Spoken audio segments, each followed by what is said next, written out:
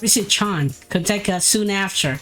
She must have detected the shadow percent disappear and we were able to join up with each other. The invisible walls and the time rules both seem to have stopped once Labris accepted her own shadow. As Risi-chan used her persona to contact everyone and tell them everything's been solved, some of us were surprised to discover that Kanji-kun was here as well as Naoto-kun, who wasn't even supposed to be in Inaba today. Risi-chan tells everyone to meet up on the rooftop. From what she tells us, the studio-like space connected to Junin seemed to have been restored there. The four of us immediately begin to head toward the entrance, but Labris stopped. When I ask what's wrong, she responds anxiously. Hey, can I really come with you? Seems like I'd just be a nuisance. Huh? What do you mean, a nuisance? Well, you know, I'm a machine. There'd be all sorts of problems. There would? What does she mean by problems? Compared to Teddy, I can't think of any possible problem Labris would Are cause. you saying it wouldn't bother you and your friends? Wow. You sure are cool about all of this. Jeez, Labris, you sound more human than a lot of people out there. If I were you, I'd brag about it. You don't think it's cool being a robot and a persona user? It's unique, that's for sure. In any case, there's no way you'd be a nuisance. You couldn't reach a chant both louds out loud. I can't help but giggle along with them. Considering our circumstance, there's nothing all that weird about Labris. She's now a good friend of ours, no different from anyone else here. Hey, there they are! Welcome back! Yukiko! You really outdid yourself this time! When we reached the entrance area, Yoshiki-kun and Chie called to me at once. They've been worried about me ever since I fought against them. Teddy noticed that Labris is with me and immediately clapped over with glee. Are you okay, Miss President? I was so worried about you! Huh? Those hands and legs, are they accessories? You're so meta-luring! Meta-luring. I can scarcely believe my eyes. The Kirijo group's humanoid weapons actually exist. Naoto-kun seems to know a bit about her already, but yeah, considering that everyone is here, I think now is a good opportunity to introduce her. I tell everyone everything that happened with Labris, with some help from Yukun's supplemental command. After I finish talking, silence walks over the rooftop.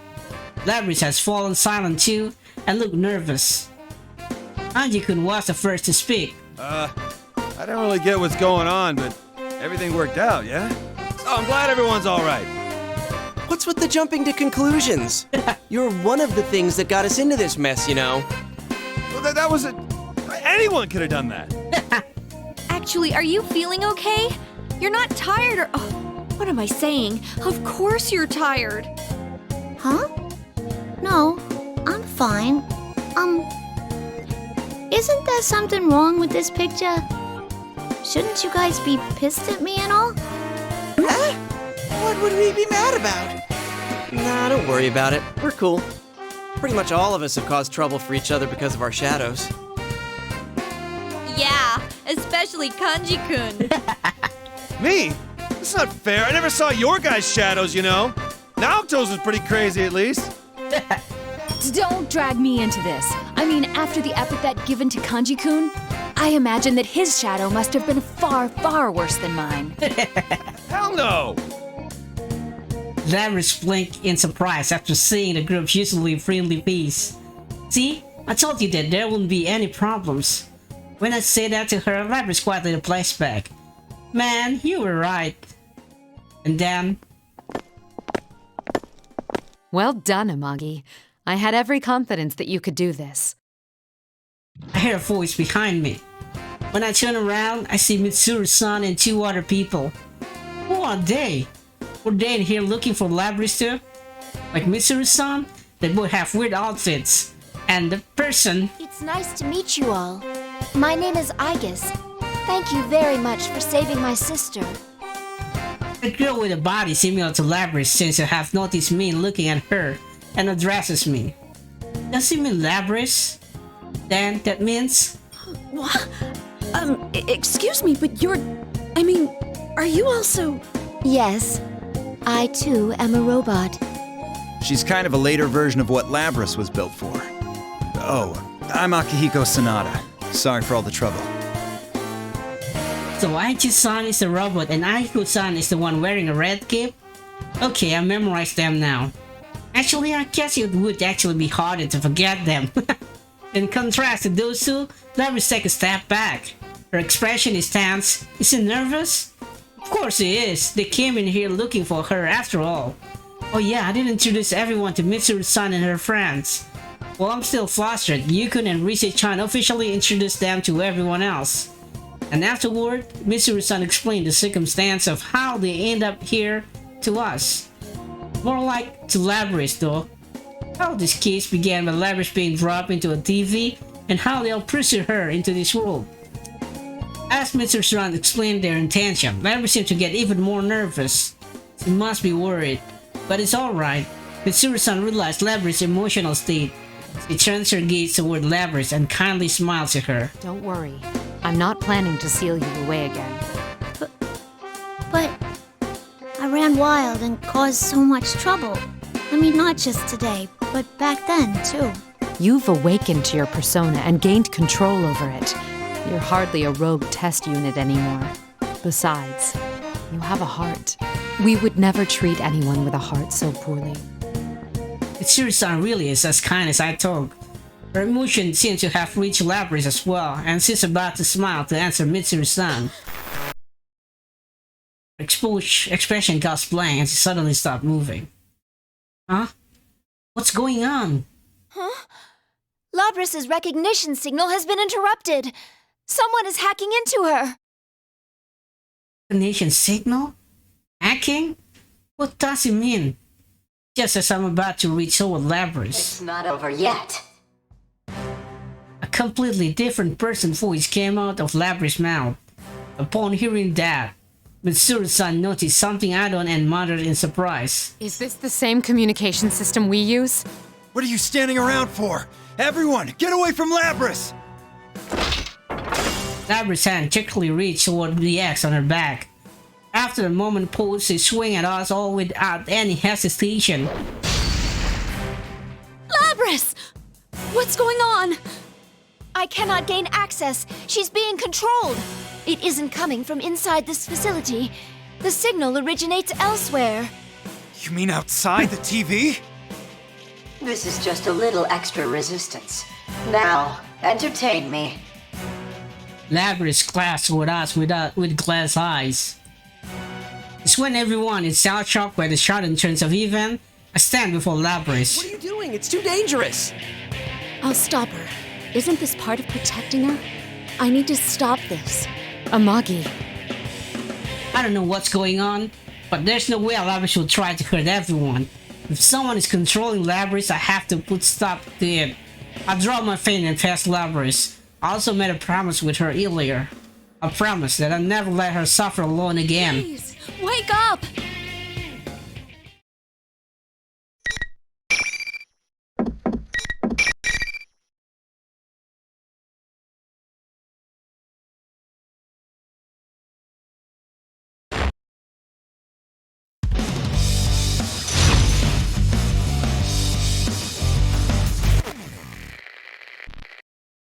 Finally! Fight!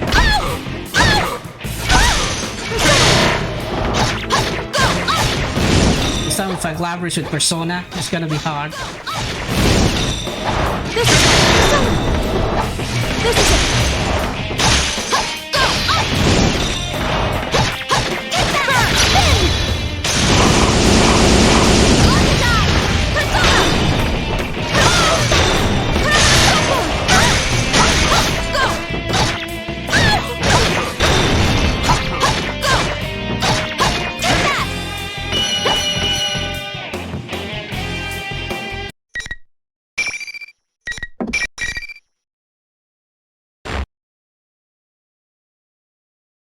My, she was quite easily defeated.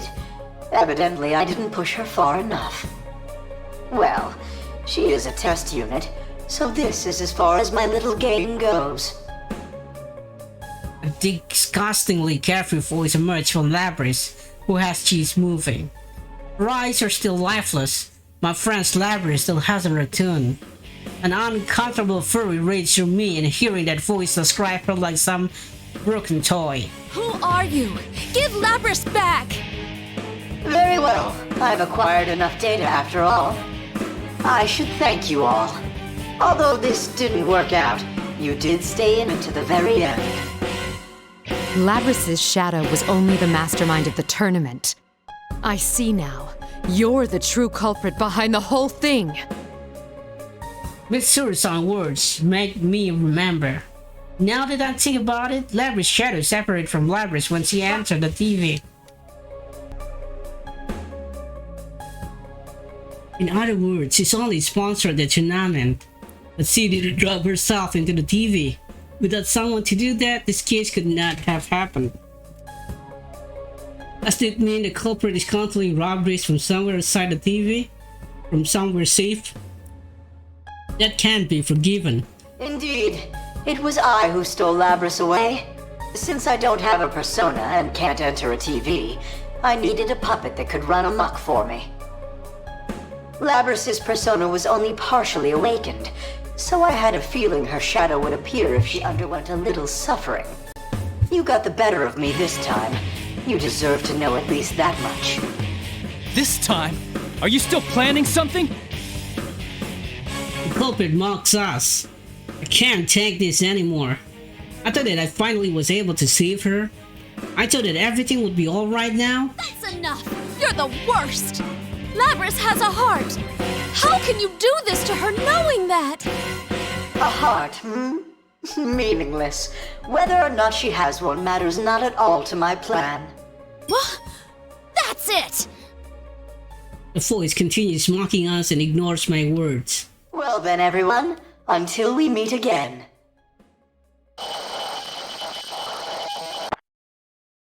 Sounds like the culprit just cut off communication.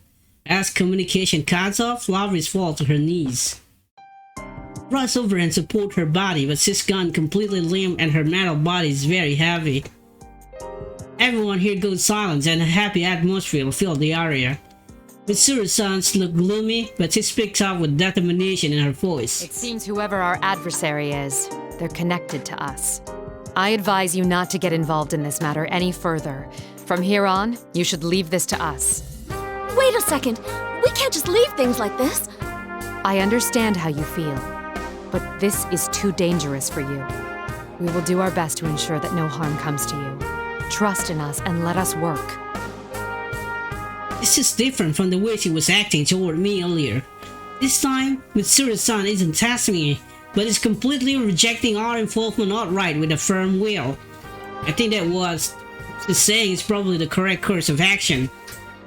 There must be something big going on behind this case, and if that's the case, high school students are probably going to be less equipped to handle it, and then a well-funded organization like Mitsuru-san's.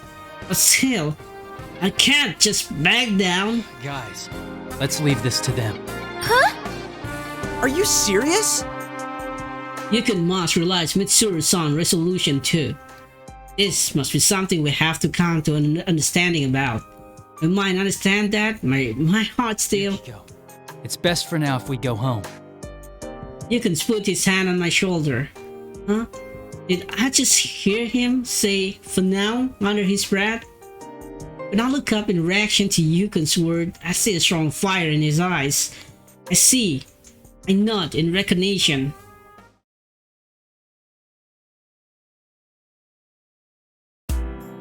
After we got out the TV, we disbanded on the spot without much conversation. Mitsuru-san and her friends were a bit flustered since they came out in the middle of Junes in the midst of a bunch of sulpers. Actually, because there were so many people who look out of the ordinary, we did cause a bit of stir. I regret that we had to part there so quickly because there was much more than I wanted to say. But I know that there was no way that I could really express everything anyway. When I returned to the inn, the day's exhaustion hits me all at once. I drew a bath and even falls asleep in the bathtub for a bit. After I woke up, I went back to my room and was about to go to sleep. But then I received a call from an unknown number. Usually, I don't pick up calls from a number I don't recognize, but something told me that I should pick it up. It turned out to be...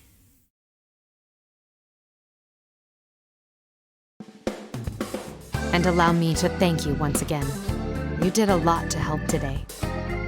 Mitsuru-san stepped off the long limousine parked in the outskirts of the shopping district and bowed deeply to us. We're still in Inaba, but this big black limousine and Mitsuru-san are so out of place, it feels like we're someplace else entirely. I can't just tell that everyone around is watching us. As Mitsuru-san and her friends have finished investigating this case, it seems they'll be leaving Inaba. Standing next to Mitsuru-san is Labrys, who was the one to call us so we could say farewell in person. Come on, Yukiko.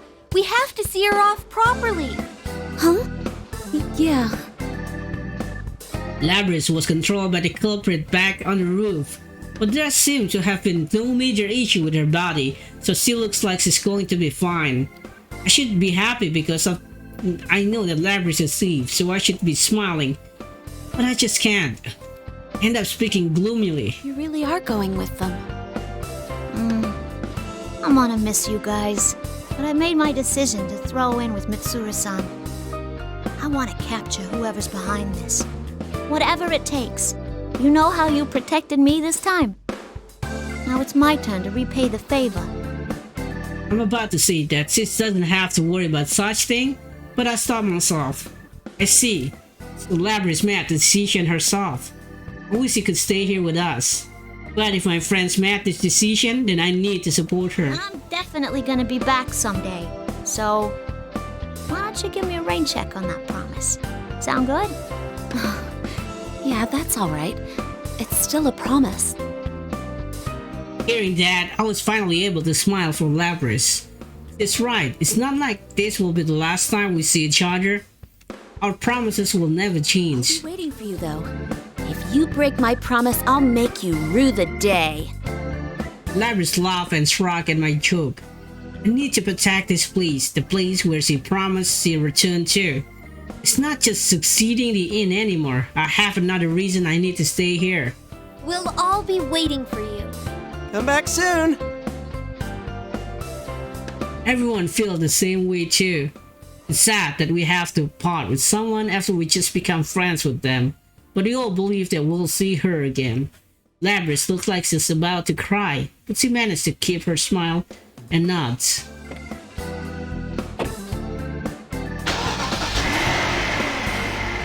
Mitsuru's-san tells her that they're about to leave, and once the two of them enter the limousine, he quietly heads up.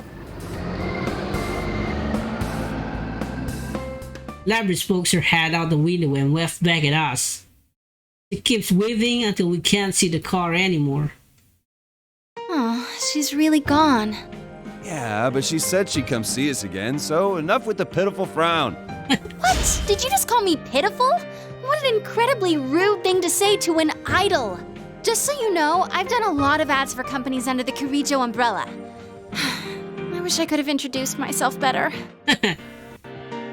And I just like that, we're back to our normal selves.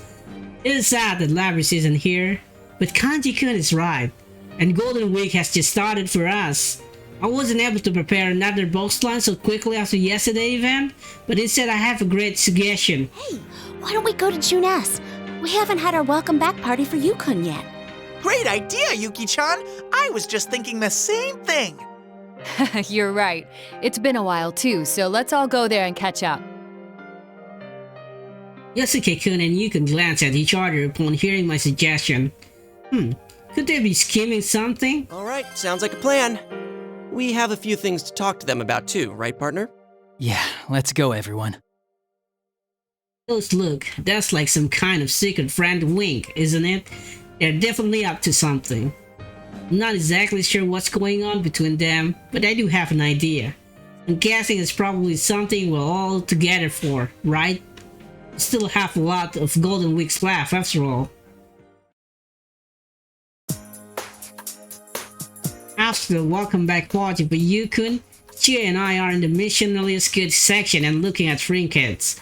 Teddy and Yusuke-kun have gone back to work while Rise-chan takes Naoto-kun shopping. Yukon and Kanji-kun are together in the grocery area. Everyone is just doing their own thing. Boy, was I surprised when Yukon brought that up. I didn't tell her we wouldn't get involved, was it? Can you believe him? No kidding. I wonder what Mitsuru-san would say if she heard that. What Yukon and Yusuke-kun broke up during the welcome back party was the reformation, or more like the reformation of the investigation team. And it was decided we all pursue this case by ourselves. There were no objection, of course. Everyone seemed to have been waiting for Yukon's words and all spoke up at once. There's no way we can leave what happened inside this town's TV to be someone else. Feel bad for Mitsuru-san, but I was really happy that the two of them were thinking the same thing. I mean, Labris is our friend. There's no way we can sit back and watch while our friend out there doing her best, especially since this happened in our backyard. Man, the Kirijo group, huh? If things go bad, this can be an even bigger problem than last year. I'm sure we'll be able to handle it. You really stepped up to the plate this time. I think I like this new side of you. I'm a bit happy to hear that from Chie. Whoa, that was close. We almost absentmindedly walked right by the section we were looking for. We stopped at our destination, the small shop inside Junes. Pick up some different color hair ornament and compare them. Wow, this is hard. So many choices. What color should I get? You're really into this. Hey, how about this? I think it'll look good on you. Oh, no, it's not for me. Pink, yellow, green. As I compare the different color, we're answering Chie. Sit things for a bit before making a realization. Oh, right. We might see her sooner than we think. That's right. I'm sure that the culprit will become faster if we cooperate, rather than just Mitsuru-san and her people going after the case. And that means that the day when I keep my promise with Labris will come sooner too. Until then, I need to find a color that fits her. I pick various colors crunchies and imagine how they look decorating Labris' hair. Labris' embarrassed smile will spring to mine as well. I just know she'll love it.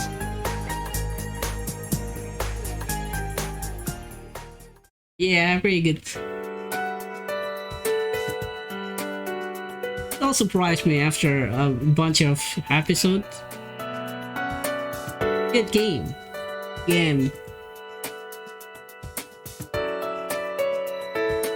I mean, we finished all the 4 main character. The original Persona 4 character at least. The original investigation team. Maybe the next episode will be... or... I don't know.